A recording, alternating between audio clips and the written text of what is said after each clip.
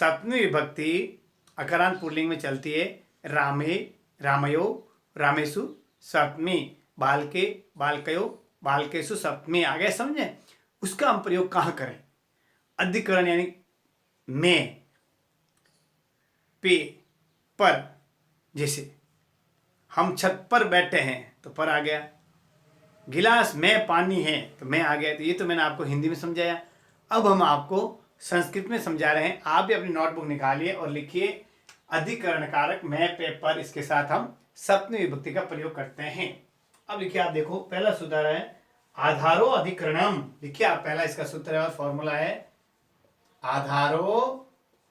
लिखिए, आप भी लिखिए मेरे पीछे पीछे, अधिकरणम, आधारो अधिकरणम। यानी इसमें आपको मैं ये बताना चाहता हूं, किसी भी जब हम क्रिया की सिद्धि में जो आधार होता है, क्रिया की यानी क्रिया को पूरा करने के लिए जिसको आधार बनाया जाता है, अर्थात क्रिया सिद्धि यानी क्रिया पूरी करने के लिए जिस किसी को भी आधार बनाया जाता है वो अधिकरण संज्ञा होती है। और अधिकरण के साथ में हम सप्तमी विभक्ति का प्रयोग करते हैं। लिखिए आप भी, क्रिया सिद्धि के लिए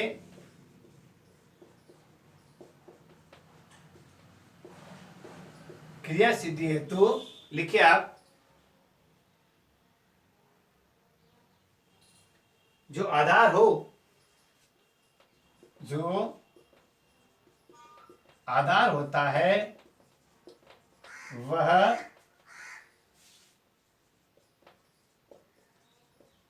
अधिकरण संज्ञा है। कौन सी अभी? अधिकरण संज्ञा है। ठीक है, इसके हिसाब से हम कौन सी विभक्ति करते हैं? अधिकरण में हम सप्तमी विभक्ति का प्रयोग करते हैं।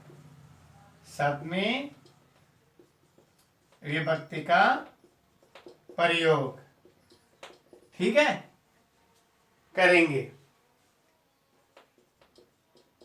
अब आगे आपके लिए मैं तो पुनः उदाहरण दे रहा हूं। जैसे लिखिए आप, तिल में तेल है तो मैं यानी तिल किस प्रकार हम पहचानेंगे? उसके अंदर तिल का आधार क्या है? तेल। दाल का आधार, जैसे दलहन, दलहन यानी दाल का आधार दाल, आया समझे? तिलहन, दलहन। तो तिल में तेल है। लिखिए आप देखो, तो क्या करेंगे? तिलों में तेल है तो तिल तो तिलम है, रामे राम तिले तो रामे राम्यो रामेशु।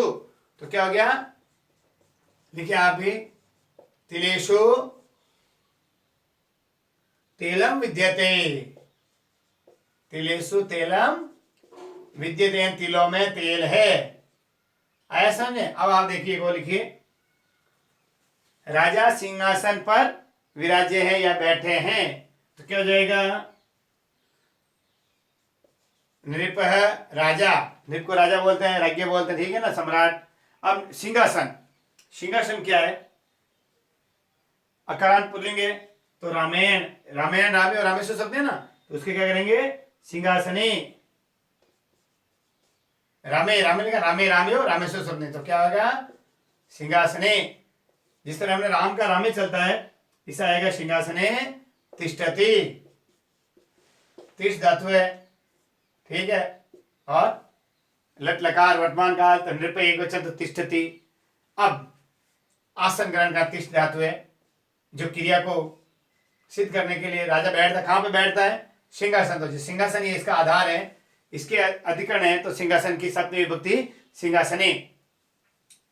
अब आप लिखिए आगे देखो, स्नेह के लिए, स्नेह की धातु समझ ले, स्नेह वाली धातु है, ध्यान रखना आप। स्नेह से संबंधित किसी को भी आप स्नेह करते हैं, उससे आपको सप्तमी विभक्ति को प्रयुक्त करना है। आया समझ में? किस विभक्ति को करना प्रयोग? सप्तमी। लिखिए आप भी, सप्तमी विभक्ति के लिए क्या बताया मैंने आपको? स्नेह से संबंधित, स्नेह यानी पिता पुत्र का स्नेह करते हैं, लाड करते हैं। स्नेह से संबंधित कौन सी विभक्ति करेंगे आप? सप्तमी विभक्ति का प्रयोग करेंगे। जैसे देखो, पिता पुत्री, पुत्र का नाम तो पुत्री स्नेहती, ठीक है ना।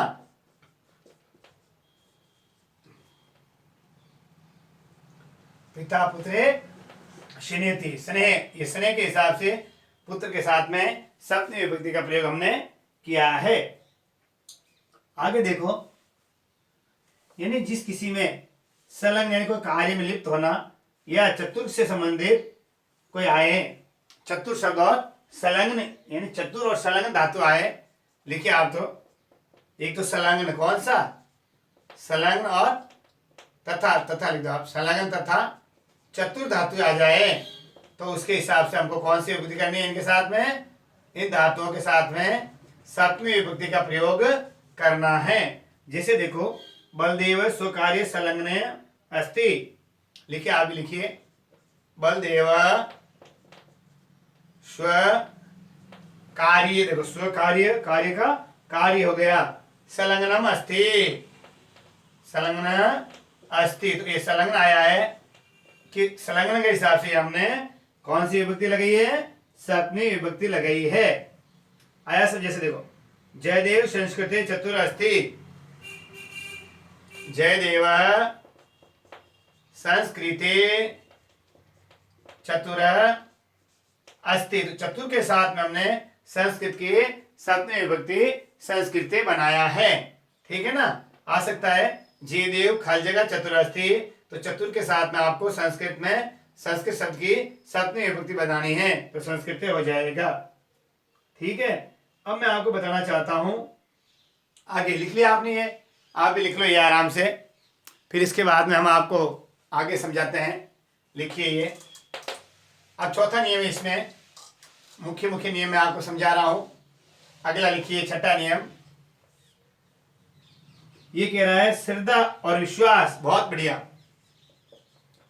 श्रद्धा और विश्वास के साथ में, श्रद्धा व विश्वास वाले शब्दों में हमेशा कौन सी विभक्ति होगी, सप्तमी विभक्ति का प्रयोग करेंगे, श्रद्धा और विश्वास। जैसे देखो, महेशस्य स्वमित्रे विश्वास अस्ति, लिखिए आप देखो, महेशस्य स्वमित्रे विश्वास अस्ति।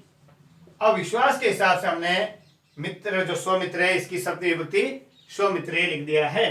क्यों कि इसमें जो विश्वास आया है इस शब्द को हम याद रखेंगे कि श्रद्धा और विश्वास के साथ हमेशा सप्तमी विभक्ति का प्रयोग होता है। अब लिखिए देखो, साधु साधु प्रयोग च, बहुत बढ़िया, देखो साधु साध्वा साधु यानी साधु और असाधु, साधु या असाधु शब्दों के साथ में भी हम कौन सी विभक्ति करते हैं, सप्तमी विभक्ति का प्रयोग करते हैं। लिखिए देखो, साधु और असाधु दो शब्द हैं, हमेशा इनका प्रयोग होता है तो हमेशा सप्तमी विभक्ति का। जैसे देखो, कृष्ण मातृ साधु, कृष्ण मातुल्य असाधु, राम मुनीषो साधु, देखो राम मुनीषु साधु, अब देखो राम मुनीषु साधु, ये जो साधु आया है इस साधु के हिसाब से मुनि की सप्तमी विभक्ति मुनीषु आया है, आया समझे, राम मुनीषु साधु। आ सकता परीक्षा में साधु और असाधु शब्द के योग से कौन सी विभक्ति बनती है, सप्तमी विभक्ति। ये साधु शब्द इसको देख के हम जैसे देखो, लिखिए आप, कृष्ण मातुल्य असाधु, कृष्ण मातुल्य मातुल्य असाधु, यानी कृष्ण के मामा क्या थे, दुर्जन थे, साधु यानी सज्जन, असाधु यानी दुर्जन, ठीक है। ये लिखो देखो, असाधु, असाधु के हिसाब से मातुल की सप्तमी विभक्ति मातुले, ऐसा समझे। इस प्रकार जैसे देखो, कृष्ण मातृ साधु, कृष्ण की मां साधु सज्जन थी, मातृ, तो मातृ शब्द ऋकारांत है तो उसमें षष्ठी विभक्ति एक वचन, सप्तमी विभक्ति एक वचन मातृ होगा, ठीक है ना। अब आपको ये लिख लिया आपने। अब मैं आपको एक और महत्वपूर्ण छोटी जानकारी देना चाहता हूं जिसके हिसाब से हम इसमें आप आराम से लिख करके कर सकते हैं। जैसे देखो, जब क्रिया का भाव दूसरी क्रिया में हो तो पूर्व क्रिया में और उसके कर्ता में भी हम सप्तमी विभक्ति का प्रयोग करते हैं। लिखिए आप, देखो अगला नियम मैं आपको लिखवा रहा हूं। इस नियम को लिखिए, संस्कृत में कहते हैं इसे च भावेन भाव लक्षणम, इसे च भावेन भाव लक्षणम, यानी जब हम किसी क्रिया को दूसरी क्रिया के साथ जोड़ते हैं तो पहले वाली क्रिया और उसके कर्ता में सप्तमी विभक्ति का प्रयोग होता है। यानी जब दो क्रिया, देखो जब एक क्रिया के साथ दूसरी क्रिया हो, यानी दो क्रिया हो, द्विकर्मक हो, तो पहले वाली के साथ, ध्यान रखना, हो तो पूर्व क्रिया, वही पहले वाली, यानी पूर्व क्रिया के साथ, इंपॉर्टेंट है ये, सप्तमी साथ क्रिया और कर्ता के साथ सप्तमी विभक्ति का प्रयोग होगा। आगे समझे आपके? जैसे मैं एग्जांपल बता रहा हूं, देखो राम के वन में जाने पर दशरथ ने प्राणों को त्यागा। राम के वन में जाने के पश्चात दशरथ ने प्राण त्यागे, तो पहले क्रिया क्या हुई? राम के वन में जाने की, तो राम और वन, राम जो करता है और अगला जो क्या बताया इसने, क्रिया, कर्ता और क्रिया है, तो क्या हो जाएगा? कर्ता और क्रिया है, पूर्व कर्ता भी लिख दो आप, पूर्व कर्ता और क्रिया के साथ में हमेशा सप्तमी विभक्ति होगी। जैसे देखो हिंदी में बता रहा हूं, पहले राम के, लिखिए आप, वन गमन या वन जाने पर, राम के वन जाने पर दशरथ ने प्राणों का त्याग किया। दशरथ ने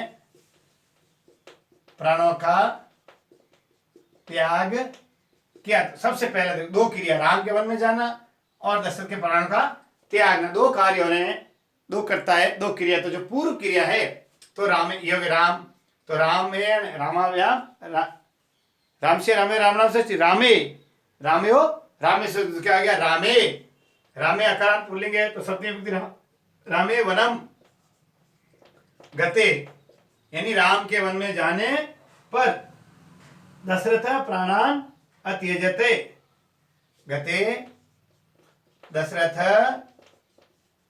प्राणान अत्यजत, यह आपको ध्यान रखना है। दो क्रिया और दो कारक हो, यानी दो वाक्य समझ लो आप, दो वाक्य है, उसमें पूर्व क्रिया, पूर्वकालिक और पश्चकालिक क्रिया से संबंधित आपको बात बताना चाहता हूं। क्रिया क्या है, क्रियाएं कितने प्रकार की होती हैं, उनसे संबंधित हमने अपने YouTube चैनल शहर हैप्पीनेस संस्कृत एजुकेशन पर वीडियो अपलोड किए हैं। आप आराम से विजिट कीजिए, और जिन्होंने सब्सक्राइब नहीं किया सब्सक्राइब कीजिए, जिन्होंने बेल आइकन नहीं दबाया बेल आइकन दबाइए, ताकि नोटिफिकेशन सबसे पहले आपको मिले। तो समझ में आ गया आपको? यानी राम के वन में जाने पर दशरथ ने प्राणों का त्याग किया, तो रामे वनम गते दशरथ प्राणान अत्यजत। जो ये राम शब्द, ये जो बता रहा हूं मैं, सप्तमी एकवचन है, क्योंकि इस क्रिया के, इस कार्य के पहले ये कार्य हुआ है, पहले ये क्रिया हुई, राम वन को गए, फिर दशरथ ने प्राण त्यागे। एक वाक्य और देखिए आप, सूर्य अस्त होने पर सभी बालक घर चले गए। सूर्य अस्त होने पर, यानी पहले क्या कार्य हुआ? सूर्य अस्त हुआ, फिर बच्चे घर गए, तो सूर्य अस्त में आपको सूर्य के लिए सप्तमी विभक्ति क्या होगी? सूर्य अस्त गते सर्वे बालका गृहम गच्छन्। इस तरीके से मैंने आपको ये बताया है अधिकरण। अब मैं आपको बताना चाहता हूं संबोधन, जो 8वां और अंतिम कारक है हिंदी में, लेकिन उस कारक को संस्कृत में प्रथमकालीन कर्ता के साथ ही लिया गया। जैसे रामः रामो रामः प्रथमा, तो हे राम, हे रामो, हे रामा, संबोधन। जिस तरह मैंने आपको प्रथमा विभक्ति के साथ बताया है, और संबोधन जो अष्टमी विभक्ति है उसको हम प्रथम कारक के साथ ही यूज करते हैं। अच्छी तरह आपको समझ आ गया होगा, ये लिख लिया होगा आपने। अब मैं थोड़ी सी जानकारी आपको दे देता हूं कारक से संबंधित। देखिए आप, मैं ये बताना चाहता हूं कि जो प्रथम कारक है, कर्ता कारक, उसी को हम संबोधन के साथ में यूज करते हैं। और संबोधन के लिए आपको कैसा चिन्ह है? विराम चिन्ह। संबोधन के लिए देखो, ये मिटा रहा हूं थोड़ा, और 8 कारक का नाम भी लिख देते हैं, ताकि आपके ये कारक भी पूर्व जाएंगे। हिंदी में तो 8 कारक होते हैं और संस्कृत में 6 कारक होते हैं। संबोधन कारक, हे अरे वाह, हे अरे वाह ओ, और ये जो चिन्ह बताया मैंने इनके साथ में आएगा संबोधन। इस विभक्ति को हम इसका प्रयोग करेंगे, लेकिन जो संबोधन कारक है इसको हमेशा कर्ता के साथ ही इसका यूज किया जाता है। जो कार्य जिसे हे राम, तो हे राम इधर आओ, तो हे राम कैसे करेंगे, हे राम अत्र आगच्छ, आया समझ, हे राम इस प्रकार हम लिखेंगे और इसको अपन क्या बनाएंगे, ऐसे भी, ऐसे हे राम ऐसे करके इसको अपन इसमें विस्मय बोधक चिन्ह, जो संबोधन कारक है विस्मय बोधक चिन्ह, विभक्ति और कारक चिन्ह, इसके साथ आगे है विराम चिन्ह, संबोधन, ऐसा विस्मय बोधक बोलते जिसको। विराम चिन्ह क्या है, अल्प विराम, अर्ध विराम, पूर्ण विराम, संबोधन, जो भी विस्मय बोधक, अवतरण, उद्धरण, इन चिन्हों से संबंधित हमने वीडियोस अपलोड किए हैं सही रैपिने संस्कृत एजुकेशन यूट्यूब चैनल पर। आप विजिट कीजिए और देखिए, आपके लिए हिंदी, अंग्रेजी, गणित और हिंदी, अंग्रेजी, गणित, संस्कृत, सामाजिक विज्ञान और विज्ञान सभी विषयों से रिलेटेड महत्वपूर्ण टॉपिकों का एक ही प्लेटफॉर्म है, आप सबका अपना प्यारा यूट्यूब चैनल सही रैपिने संस्कृत एजुकेशन। तो प्यारे विद्यार्थियों, हमने आपको पूरे कारक समझाए हैं संस्कृत में।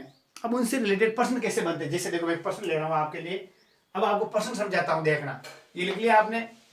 अब प्रश्न कैसे बनते हैं, सबसे पहले देखिए आपको प्रश्न बना रहा हूँ कारक से संबंधित।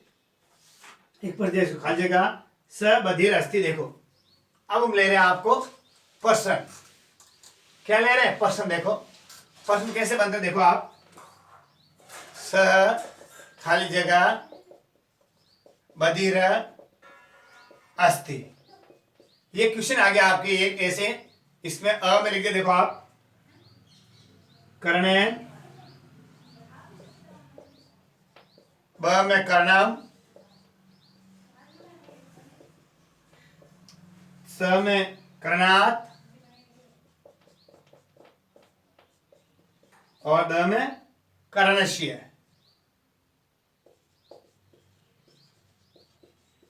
ये आपके एग्जाम में आ गए, इसको कैसे सॉल्व करेंगे। सबसे पहले बधिर अस्थि, तो क्या आएगा, बधिर, बधिर यानी बहरा, तो अंग विकार है, क्या है, अंग विकार। अंग विकार के लिए आपको कौन से कार्य की जानकारी होनी चाहिए, बताइए आप। यदि किसी का अंग विकार है तो हम कौन सी विभक्ति का प्रयोग करेंगे, बताइए आप। हमने आपको पढ़ाया था क्या, कारक, तो कौन सा कारक बताया आपको हमने, बताइए, याद कीजिए आप, देखो बताइए, बताइए, कोशिश कीजिए। हमने आपको बताया था किसी भी प्रकार के ये न अंग विकार, ये न अंग विकार सूत्र बताया था, वो तृतीया विभक्ति में चलता है। तो तृतीया विभक्ति में राम रामो रामा प्रथमा, रामम रामो रामान द्वितीया, रामायण रामाभ्याम रामेभ्यः तृतीया। तो रामायण तो क्या आएगा बताओ, इसमें क्या लिखेंगे बताया आपको, देखो तृतीया विभक्ति एक वचन, तो क्या लिखेंगे बताओ, कर्णयन, क्या आएगा, कर्णयन, क्योंकि बधिर अंग विकार है, वह कान से बहरा है, तो कर्णयन आएगा, इसमें अ आएगा, क्यों कि अंग विकार के साथ में हम हमेशा तृतीया विभक्ति का प्रयोग करते हैं। अब देखो आगे ले रहा हूं, खाली जगह नमः, क्वेश्चन सेकंड है, खाली जगह नमः, देखो गुरुवे, ब लिखिए आप, देखो समझ लीजिए इसको, गुरो, आगे लिखिए स में गुरुणा या गुरुम, गुरुणा या गुरुम। अब आप देखिए इस वाक्य को देख के आप पता लग सकते हैं क्या, बताइए, ये नमा धातु के योग से कौन सी विभक्ति का प्रयोग करते हैं हम, बताइए, हैं, नमा के योग से हम चतुर्थी विभक्ति का प्रयोग करते हैं। नमः स्वस्ति स्वाहा स्वधा, पढ़ा ना आपने, अलम वर्षण योग है, नमः स्वस्ति स्वाहा, नमः स्वस्ति स्वाहा स्वधा अलम वर्षण के साथ में चतुर्थी विभक्ति, चतुर्थी विभक्ति गुरु उकारांत में गुरुवे अ आएगा, ये गुरुवे नमः। इस प्रकार आपको देख करके जो शब्द हमने आपको लिखाए हैं, जो महत्वपूर्ण धातु रूप लिखाए हैं, उन धातु रूपों के हिसाब से आपको क्या करना है, इन क्रियाओं का सही प्रयोग विभक्ति के साथ हिसाब से कारक को देखते हुए, धातु रूप को देखते हुए और उन धातु रूप से, उन शब्दों से कौन सी विभक्ति बनती है उनको आप याद करके इस प्रकार कारक से संबंधित और विभक्ति से संबंधित जो प्रश्न आए उनको आराम से आप हमारे अपने यूट्यूब चैनल शहर हैप्पीनेस संस्कृत एजुकेशन पर अपलोडेड वीडियो से देख कर तैयारी कीजिए। हमारी शुभकामनाएं आपके साथ है। नमस्कार।